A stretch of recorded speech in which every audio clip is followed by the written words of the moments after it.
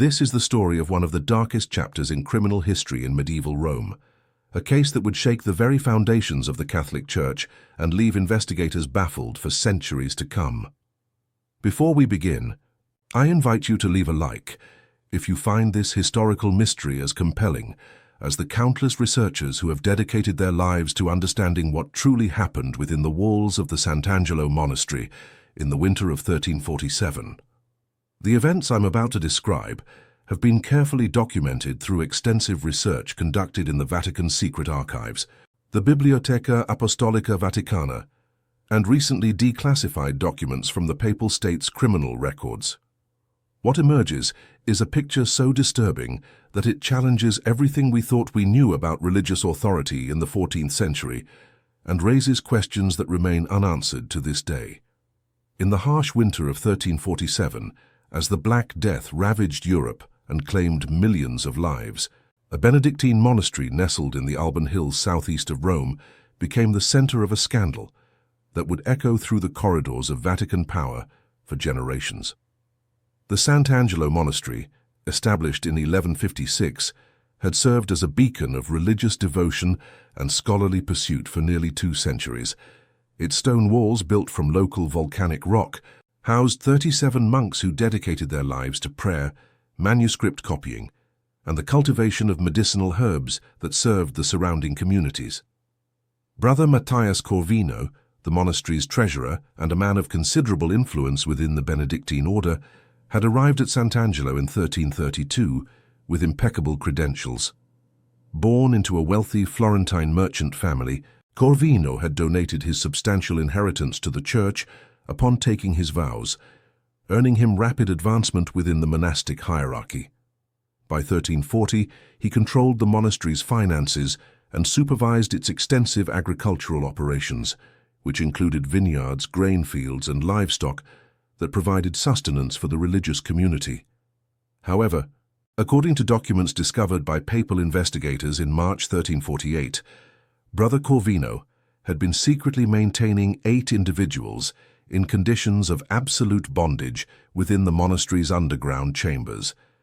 These individuals, identified in surviving records as 5 men and 3 women ranging in age from 16 to 43, had been acquired through a network of human traffickers operating along the Mediterranean trade routes.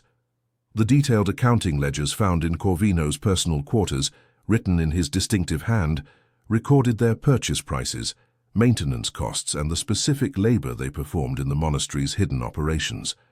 The scandal broke on the night of February 14, 1348, when all 8 enslaved individuals vanished simultaneously from their underground quarters, leaving behind only chains, blood-stained clothing, and a series of disturbing symbols carved into the stone walls.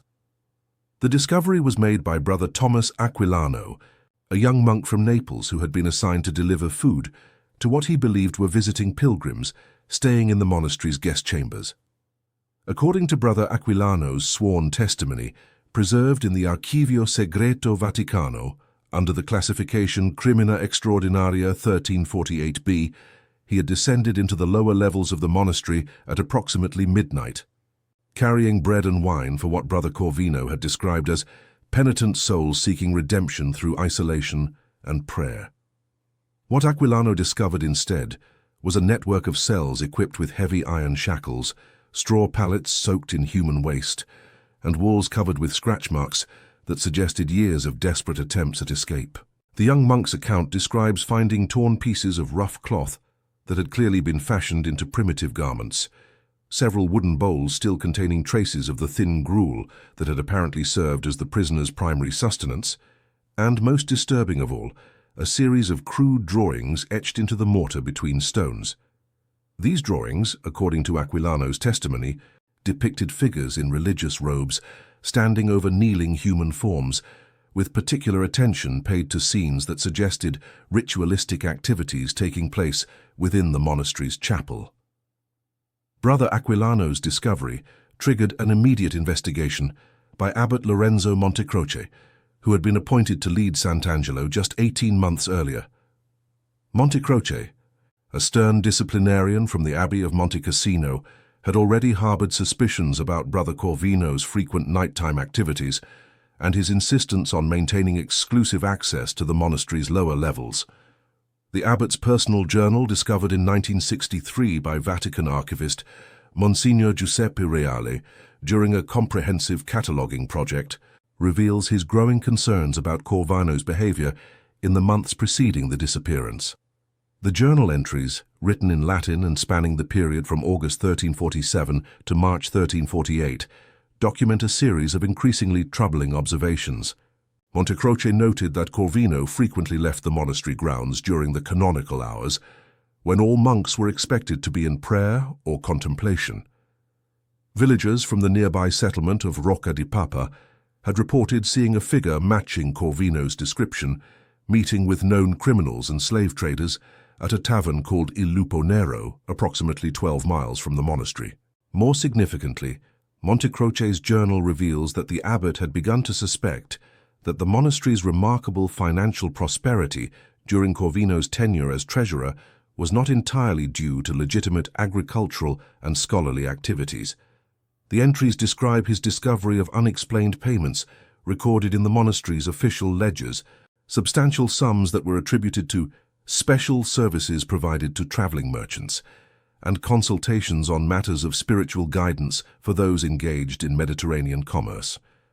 The investigation that followed the disappearance of the 8 enslaved individuals revealed the full scope of Brother Corvino's criminal enterprise. According to documents preserved in the Papal States Criminal Archives, Corvino had been operating what amounted to a sophisticated slavery operation disguised as religious charitable work. He had established connections with slave traders operating out of Genoa, Venice, and Naples, presenting himself as a monk seeking to purchase individuals who could be redeemed through Christian service and eventual manumission. The reality, as emerged through testimony from several co-conspirators arrested in subsequent investigations, was far more sinister. Corvino had been selling the labor of his enslaved individuals to local nobles and merchants, while simultaneously using them for his own purposes within the monastery. The men had been forced to work in dangerous mining operations in abandoned Roman quarries near the monastery, extracting valuable marble and travertine that was sold to wealthy families in Rome for their construction projects. The 3 women had been subjected to even more horrific treatment, forced to serve not only as domestic laborers, but also as victims of systematic abuse by Corvino and potentially other monks within the monastery. Evidence discovered during the papal investigation included correspondence with several prominent Roman families who had apparently been regular visitors to Sant'Angelo, arriving under the pretense of spiritual retreats, but actually engaging in activities that violated both civil and canonical law. The mystery deepened when investigators attempted to determine exactly what had happened on the night of February 14, 1348. Brother Corvino himself had vanished along with his 8 victims, leaving behind his monk's habit neatly folded on his bed and a cryptic note written in Latin that read, "The debts of the flesh cannot be paid with gold, but only with flesh itself. We go to meet our creditors." The note was signed with an unusual symbol that Vatican experts later identified as a combination of Christian and pre-Christian imagery, suggesting Corvino's involvement with heretical or occult practices. The physical evidence left behind in the underground chambers painted a picture of sudden and violent departure. Iron shackles had been broken rather than unlocked, suggesting either superhuman strength or the use of tools that were later removed from the scene. Bloodstains found throughout the chambers indicated that at least some of the enslaved individuals had been injured during whatever events transpired that night, but the patterns were inconsistent with typical violence.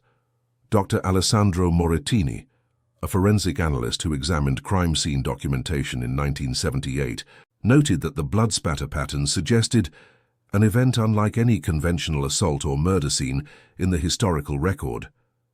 Perhaps most puzzling was the discovery of the carved symbols that Brother Aquilano had mentioned in his initial testimony. These markings, etched into stone with remarkable precision, depicted scenes that combined Christian iconography with elements drawn from much older religious traditions.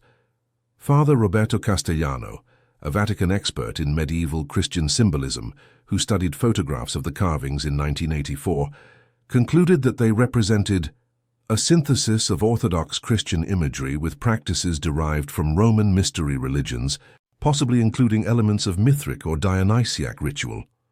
The immediate aftermath of the disappearances sent shockwaves through the papal hierarchy. Pope Clement VI, who was residing in Avignon during the period of the papal exile, dispatched a special commission of investigators led by Cardinal Michel de Cesena to determine the full extent of the scandal and assess its potential impact on church authority. The commission's work, which continued for over 18 months, uncovered evidence of similar activities at monasteries throughout central Italy, suggesting that Brother Corvino's operation was part of a much larger network of religious criminals. The official papal bull issued in September 1349, Abominatio Desolationis in Sanctuario, condemned the activities at Sant'Angelo in the strongest possible terms and ordered the complete reconstruction of the monastery under new leadership. However, this official response failed to address the central mystery of what had actually happened to the 9 missing individuals. Despite extensive searches of the surrounding countryside and interrogations of hundreds of potential witnesses, no trace of Brother Corvino or his victims was ever found. Local folklore from the period, preserved in the oral traditions of families in Rocca di Papa and surrounding villages, tells a different story entirely.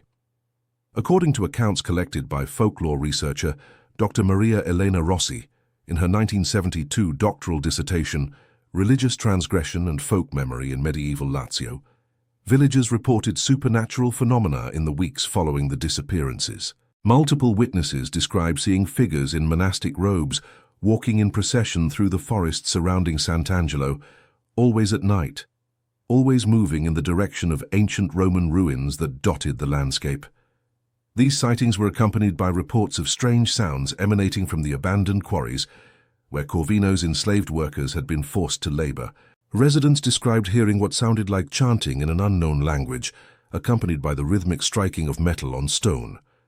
Several hunting parties sent to investigate these reports returned with stories of finding fresh excavations in areas that had been abandoned for decades, along with evidence of fires that had burned with unusual intensity, leaving behind ash that contained fragments of human bone. The disappearances at Sant'Angelo represented more than just a criminal scandal.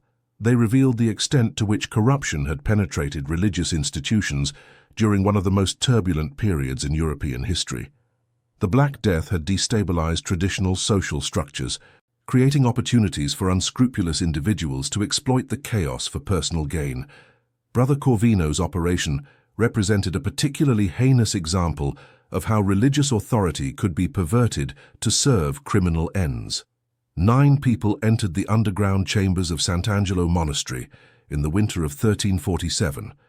On February 14, 1348, they all vanished without explanation, leaving behind evidence of crimes that shocked even hardened papal investigators.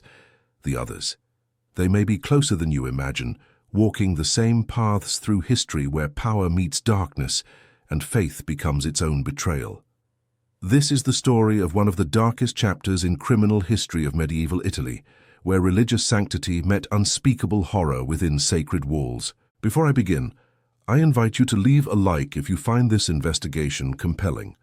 In the autumn of 1347, beneath the shadow of Mount Subasio in central Italy, stood the monastery of Sant'Angelo della Penitenza, a Franciscan establishment that housed 37 monks dedicated to prayer, contemplation and service to God. The monastery, constructed in 1289, perched on a rocky outcrop overlooking the valley below, its stone walls weathered by decades of harsh alpine winters and scorching summers. Brother Marcello Benedetti, a man of 53 years who had served God for over 3 decades, held a position of considerable influence within these hallowed halls. However, recent discoveries in the Vatican Secret Archives, specifically in document series ASV Monreg 1347-1114, reveal that Brother Marcello maintained a dark secret that would ultimately shock the very foundations of medieval Christianity. According to papal correspondence preserved in the Archivo Segreto Vaticano, Brother Marcello possessed 8 human beings as slaves, housing them in the monastery's lower chambers, despite explicit church doctrine forbidding such practices. These individuals, ranging in age from 16 to 42, had been acquired through various means over a period of 7 years. On the night of October 13, 1347, all 8 slaves vanished without trace, leaving behind only bloodstains, strange symbols carved into stone walls, and a mystery that would reverberate through the corridors of Vatican power for centuries to come. The slaves, whose names were meticulously recorded in Brother Marcello's private ledger, discovered in 1962 by Dr. Alessandro Romano of the University of Florence, included Maria Giovanna, age 24, a former merchant's daughter from Perugia, Giuseppe Torretti, age 31, a skilled carpenter from Assisi, Elena Bianchi, age 19, a weaver captured during raids near Spoleto, Marco Santini, age 16, an orphan sold into bondage, Caterina Rossi, age 28, a widow forced into slavery to pay debts, Antonio Verdi, age 37, a former soldier enslaved after desertion, Lucia Neri, age 22, a baker's daughter from nearby villages, and Stefano Moretti, age 42, a former merchant who had fallen into debt and bondage.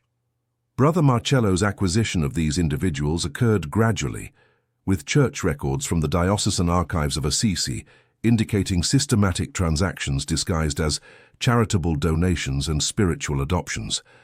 Father Giuseppe Albertini, the monastery's abbot during this period, appeared either willfully ignorant or complicit in these arrangements. Letters between Brother Marcello and various merchants, preserved in the Biblioteca Apostolica Vaticana under classification BAV Lat 3847, detail negotiations for household assistance and spiritual guidance opportunities that clearly masked human trafficking operations. The monastery itself provided perfect cover for such activities. Its remote location, accessible only by narrow mountain paths, ensured minimal outside observation. The building's lower levels, originally designed as storage chambers and wine cellars, had been modified to accommodate human habitation. Archaeological surveys conducted in 1978 by Professor Maria Castellano of the Institute for Medieval Studies revealed evidence of crude sleeping arrangements, primitive cooking facilities, and most disturbing of all, heavy iron shackles embedded in stone walls. On October 13th, as recorded in Brother Marcello's final diary entry discovered behind a loose stone in his cell, strange events began unfolding at sunset. The monk described unusual sounds emanating from the lower chambers and shadows moving against the light of torches where no human forms should cast such darkness. His handwriting, normally precise and controlled, became increasingly erratic as the evening progressed. Brother Francesco Alberti, who served as the monastery's librarian and maintained detailed daily records, noted in his chronicle that the evening meal proceeded normally until approximately 8 o'clock. At that time, according to his account preserved in the Chronicum Monastery Sancti Angeli, Brother Marcello excused himself from evening prayers, claiming illness, though his countenance bore marks of extreme agitation rather than physical ailment. The first indication of something amiss came from Brother Tommaso Benedetto, the monastery's porter, who reported hearing sounds like grinding stone and metal striking metal, echoing from the lower levels around midnight. His testimony, recorded 3 days later by Father Albertini, described these sounds as lasting approximately 1 hour, followed by complete silence that seemed unnatural and oppressive. Brother Antonio Palmieri, whose cell adjoined the staircase leading to the lower chambers, provided the most detailed account of the night's events. In his sworn statement to ecclesiastical authorities, preserved in document ASV Inqui 1347-23, Brother Antonio described being awakened by voices speaking in tongues unknown to Christian worship, accompanied by sounds resembling both human weeping and animal howling. When he ventured to investigate, peering down the stone staircase by candlelight, he claimed to observe shadows moving with purpose and intelligence, though no human forms could be discerned to cast such shadows. Most disturbing of all was Brother Antonio's description of encountering Brother Marcello in the corridor at approximately 2 o'clock in the morning. According to his testimony, Brother Marcello appeared as one possessed by demons, his eyes reflecting candlelight like those of wild beasts, his hands stained with substances that appeared to be blood mixed with ash. When Brother Antonio attempted to speak with him, Brother Marcello reportedly responded only with words in Latin that seemed to invoke powers contrary to Christian doctrine. The monastery's cook, Brother Ludovico Torriani, discovered the first physical evidence of the night's events when he descended to the lower chambers at dawn to retrieve stored grain. His account, documented in the monastery's incident register, describes finding the slave quarters completely empty, with all 8 individuals having vanished without trace. More disturbing were the conditions in which their living space was discovered. Every surface bore strange markings, carved deeply into stone walls, symbols that Brother Ludovico described as neither Christian nor pagan in origin, but something altogether foreign to human understanding. These markings, sketched in Brother Ludovico's report, resembled geometric patterns interwoven with what appeared to be anatomical drawings and astronomical charts. The symbols covered not only the walls, but extended across the floor and ceiling, creating an intricate network of interconnected designs. Bloodstains, later analyzed by the monastery's physician, Brother Matteo Galeotti, covered approximately 60% of the floor surface. Brother Matteo's medical examination, preserved in the Vatican Medical Archives under classification VAM 1447108, concluded that the blood belonged to multiple individuals, both male and female, and indicated traumatic injury consistent with ritual practices rather than accidental harm or conventional violence. Most puzzling were the physical impossibilities discovered in the chambers. Heavy wooden furniture, including sleeping pallets and storage chests, had been arranged in complex geometric patterns that would have required considerable time and multiple people working in coordination. Yet the arrangement suggested careful planning and execution that seemed inconsistent with any struggle or emergency evacuation. Brother Marcello himself had vanished as completely as his slaves. His cell, when searched by Father Albertini, contained his personal belongings arranged with meticulous care, as though he had prepared for a long journey. His breviary lay open to Psalm 88, specifically verse 18. "You have taken from me friend and neighbor. Darkness is my closest friend." Most significantly, his bed appeared unused, suggesting he had not slept the previous night. The investigation that followed, conducted jointly by ecclesiastical authorities and local civil magistrates, uncovered layers of deception and corruption that extended far beyond Brother Marcello's individual crimes. Records from the commune of Assisi, preserved in the municipal archives under Series CA Crim 1347, reveal that Brother Marcello had maintained correspondence with slave traders operating throughout central Italy, creating a network of human trafficking that supplied forced labor to multiple religious institutions.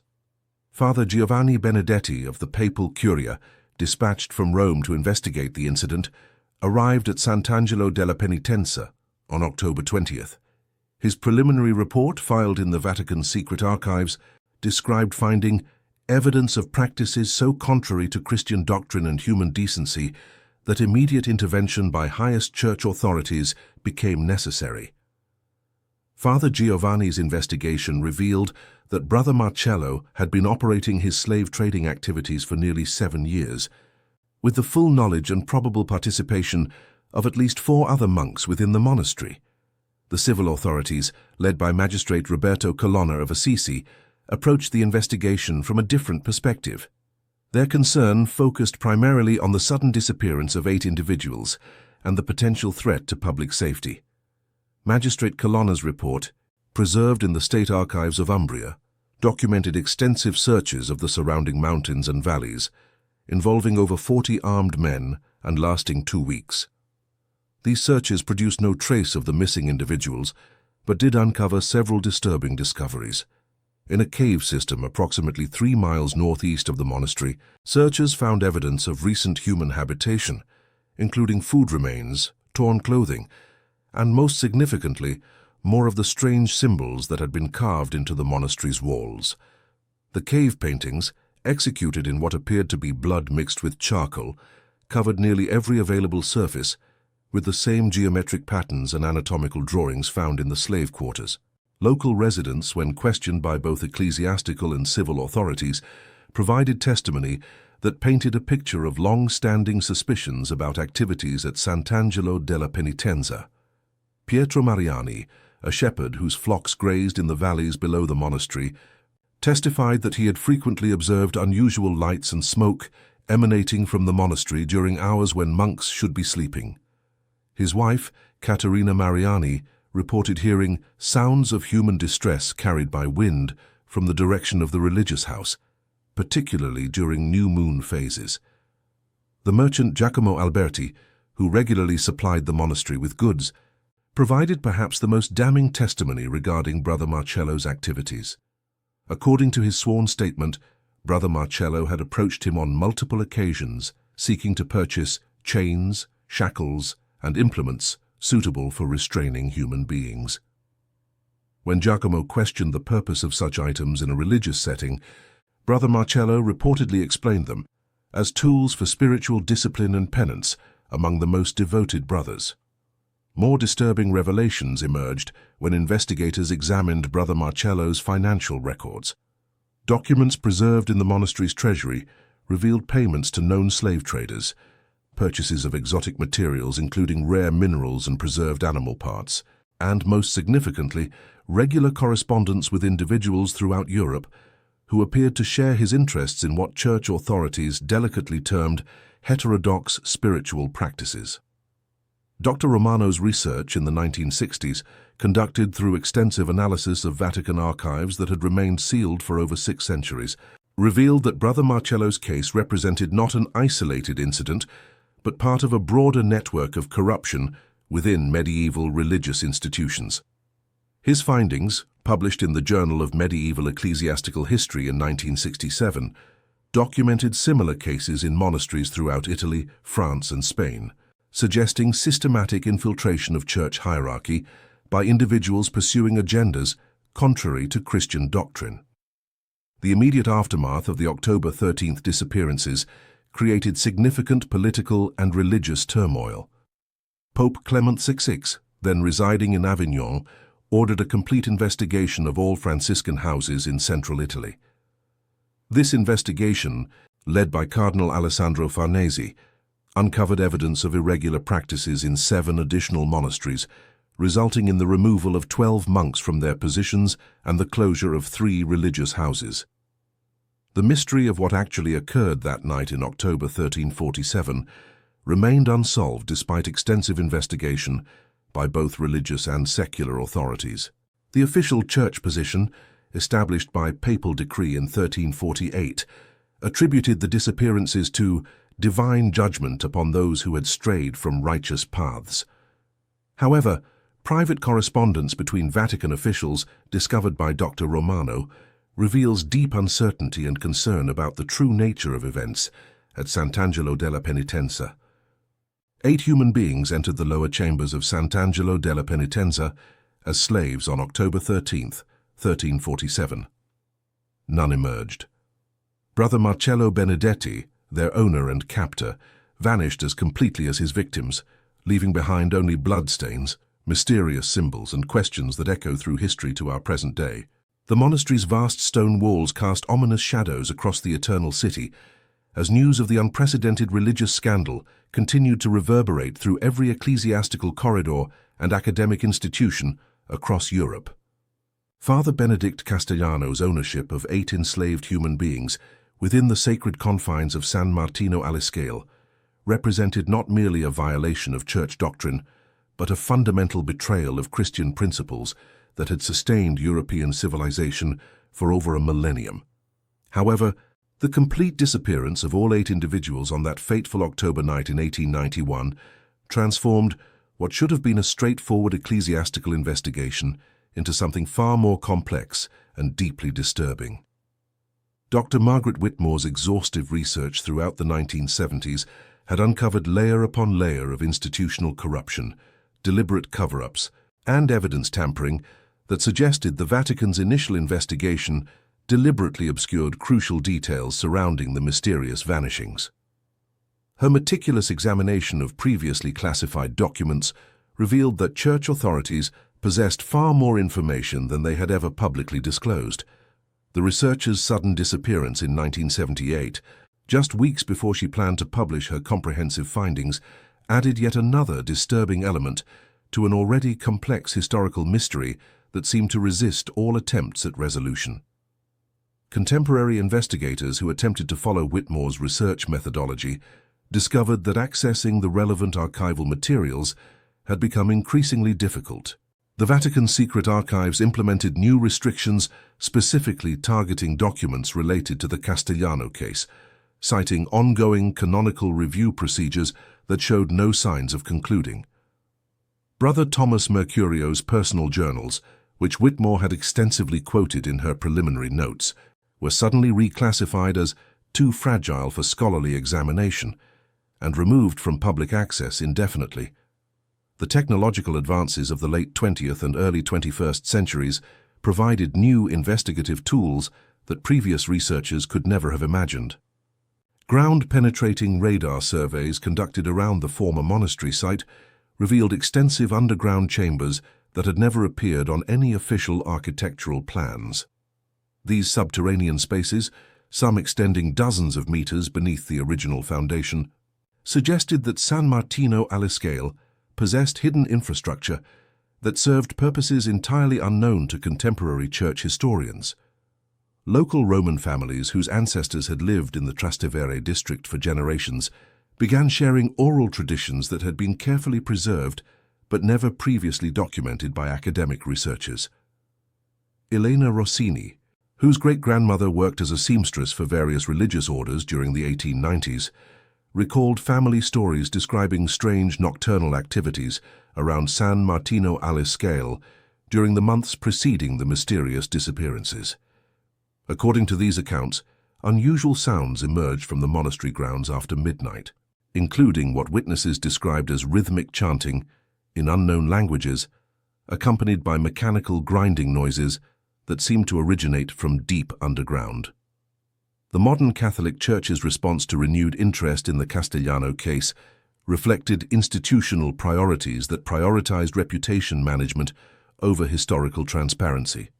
Cardinal Alessandro Torretti, appointed as the Vatican's official spokesman for historical controversies, consistently deflected questions about Father Benedict's activities while emphasizing the Church's long-standing opposition to human trafficking and forced labor. However, his carefully worded statements never directly addressed the specific circumstances surrounding the 8 individuals' simultaneous disappearance or explained why church authorities had shown such limited interest in determining their fate. Independent researchers utilizing advanced database cross-referencing techniques discovered that similar unexplained mass disappearances had occurred at religious institutions throughout Europe during the same historical period. A Benedictine monastery in southern France reported the sudden vanishing of 12 novice monks in 1888. An Irish convent documented the disappearance of 15 young women being trained as domestic servants in 1892. A German abbey filed reports with local authorities regarding the unexplained absence of 23 individuals who had been residing in monastery-affiliated housing in 1894. These parallel cases shared disturbing characteristics that suggested coordinated activities spanning multiple countries and religious orders. In each instance, the missing individuals had been living in isolated conditions with limited contact with outside communities. Church authorities consistently claimed ignorance regarding their whereabouts, while showing remarkably little interest in conducting thorough investigations. Local civil authorities typically deferred to ecclesiastical jurisdiction, effectively ensuring that no independent investigation would examine the evidence comprehensively. Dr. James Harrison, a professor of religious studies at Oxford University, spent over 2 decades attempting to establish connections between these various disappearances. His research suggested that certain high-ranking church officials maintained correspondence networks that coordinated activities across national boundaries. Harrison's analysis of shipping records, financial transactions, and personnel transfers revealed patterns indicating systematic transportation of individuals from religious institutions to undisclosed destinations. The professor's investigation came to an abrupt halt in 2003 when university administrators informed him that his research funding had been suspended due to concerns about academic objectivity and proper scholarly methodology. Harrison's attempts to continue his work through alternative funding sources were consistently blocked by administrative obstacles that effectively ended his career. Colleagues reported that he became increasingly paranoid about being followed and monitored, claiming that unknown individuals were conducting surveillance of his home and office. Modern forensic archaeology techniques applied to the former San Martino alle Scale location revealed evidence that previous investigators had either overlooked or deliberately ignored. Soil analysis indicated the presence of quicklime deposits in concentrations, suggesting deliberate application for purposes of organic material decomposition. Chemical residue testing identified traces of industrial compounds that had no apparent connection to normal monastery operations, but were consistent with large-scale manufacturing processes requiring significant human labor. The discovery of these physical traces prompted renewed interest from Italian law enforcement agencies, which began treating the historical case as a potential crime scene requiring contemporary investigative techniques. However, their efforts encountered immediate resistance from multiple sources. Vatican representatives invoked diplomatic immunity provisions to limit police access to relevant archival materials. Municipal authorities cited historical preservation regulations that severely restricted excavation permissions. Property ownership disputes emerged that effectively prevented comprehensive forensic examination of the most promising locations. These systematic obstructions suggested that powerful institutional forces remained committed to preventing full disclosure of the truth surrounding Father Benedict Castellano's activities and the fate of his 8 enslaved victims. The coordination required to maintain such effective suppression across multiple decades and various governmental jurisdictions indicated resources and influence extending far beyond what any single religious institution could reasonably possess. Underground urban exploration enthusiasts who illegally accessed the subterranean tunnel systems beneath Rome reported discovering chambers that matched the dimensions revealed by ground-penetrating radar surveys. Their descriptions included evidence of heavy machinery installation, extensive electrical wiring systems, and structural modifications, indicating intensive industrial activity during the late 19th century. However, their photographic evidence was consistently dismissed by authorities as fabricated or misinterpreted, and several individuals faced criminal prosecution for unauthorized access to restricted areas. The pattern of official resistance, evidence suppression, and investigative obstruction surrounding the Castellano case suggested that the 8 missing individuals represented something far more significant than simple victims of human trafficking. The extraordinary lengths to which multiple institutions continued to go in order to prevent full disclosure indicated that complete revelation of the truth would fundamentally challenge accepted historical narratives about religious institutional behavior during this critical period of European social development.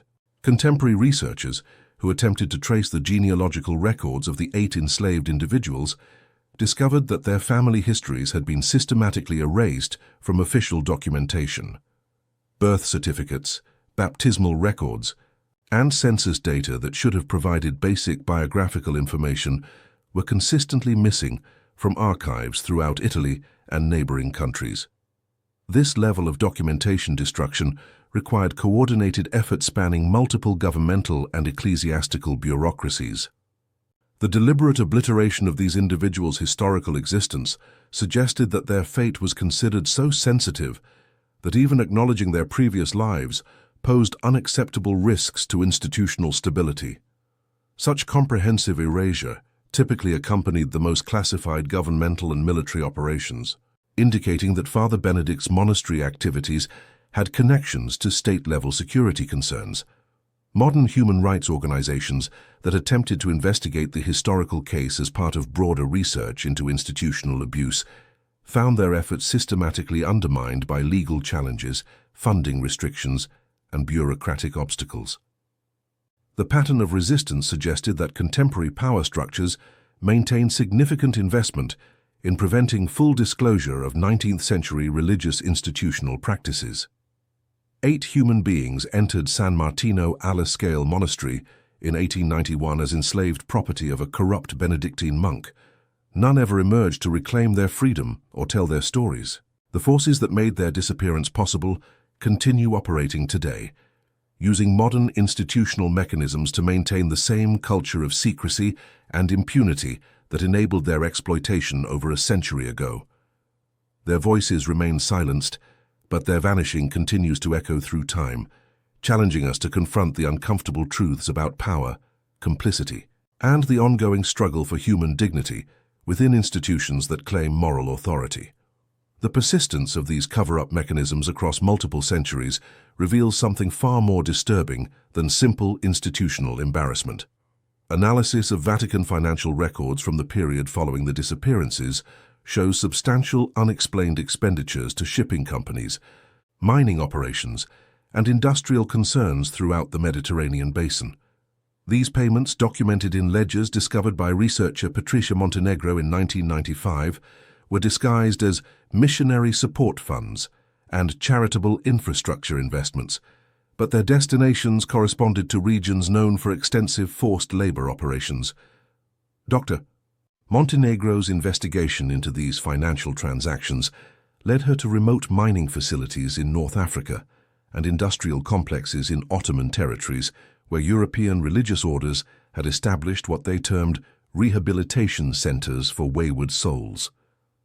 Her preliminary findings suggested that the 8 individuals who vanished from San Martino alla Scale may have been transported to these facilities as part of a systematic program that provided cheap labor to support Vatican commercial enterprises.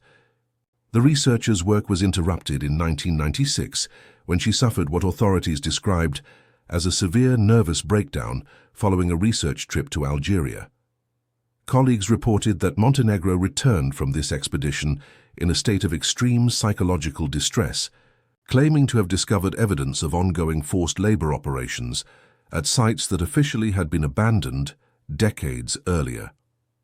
She spent her remaining years before her death in 2001 in various psychiatric institutions, insisting that she had witnessed descendants of the original disappeared individuals still working under conditions of absolute bondage. Archaeological evidence from excavations at former Vatican-affiliated properties throughout North Africa has yielded disturbing support for Montenegro's theories. Teams led by Professor Ahmed Ben Ali of the University of Tunis discovered burial sites containing hundreds of individuals who showed evidence of malnutrition, physical trauma consistent with heavy labor, and most significantly, personal effects bearing religious symbols identical to those found at San Martino alla Scale. Carbon dating placed these remains within the precise time frame of the European monastery disappearances. The discovery of these burial sites prompted investigations by international human rights organizations, but their efforts encountered the same systematic obstruction that had plagued previous researchers. Tunisian authorities suddenly revoked excavation permits, citing concerns about cultural sensitivity and archaeological integrity. French colonial archives that might have documented Vatican activities in the region were declared too fragile for examination and placed under indefinite access restrictions. Modern satellite imaging technology has revealed extensive infrastructure at sites throughout the former Ottoman Empire that matches descriptions found in the Vatican's coded financial records. These facilities, many of which remain operational under various commercial covers, show architectural features consistent with large-scale industrial operations requiring significant manual labor. The persistence of these installations across multiple political transitions and ownership changes suggests continuous operations spanning more than a century. Intelligence analysts who have examined these satellite images on condition of anonymity report observing movement patterns and facility expansions that indicate active human populations at sites officially listed as abandoned or converted to other purposes. The remote locations and extensive security features of these installations are inconsistent with legitimate commercial or agricultural operations, suggesting that they continue to serve the same purposes for which they were originally established. The technological revolution of the Internet age has enabled unprecedented coordination among researchers investigating these historical mysteries. Encrypted communication networks allow scholars to share findings while avoiding the institutional surveillance that destroyed previous investigations.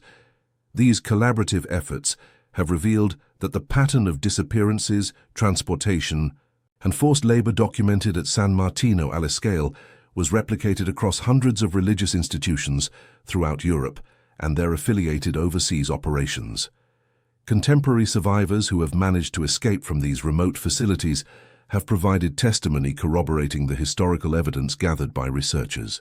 Their accounts describe multi-generational populations whose ancestors were transported from European monasteries and convents during the late 19th and early 20th centuries.